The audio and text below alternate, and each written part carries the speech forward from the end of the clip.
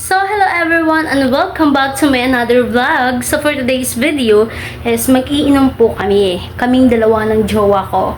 Pero, kanina ngayon, paglusad na mo, bago ko labal yung lakit engine ko. Pero, syempre, mautak tayo eh. Pag-isip ko nga pagbalo yung engine ko, syempre bago ako baluman gin. Bago niya, diyak kami salud boss, diyak kami salud boss. Tapos, sabi ko syempre, bago ko, ano may salud boss? Mga kasangkayan yan, honey, bisawar ka pa katurog, mag-iinom ka, diba? So, what is the purpose of me? Diba? Ano ako sa palagay mo? Ha? So, let's go. Pero bago ang lahat, syempre, kasi hindi niya sinunod agad ang aking gusto. So, hinayaan niya ako. So, syempre, tinapong ko ang pera at tinapong ko ang aming sumsuman sana. Pero ito ang nangyari. Sinugod niya pala ako. Naimdara.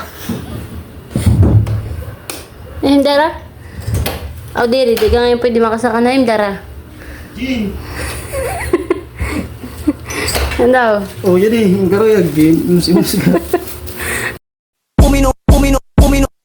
Uminom na tayo. Huwag ka nang magpapipo, sayawan mo na ako.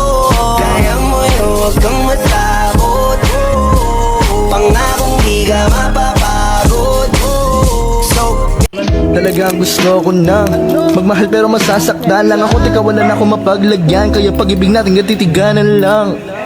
Gin tsaka pomelo, pagterno kay sarap itimpla. Ang kwato ay tila may yelong pit.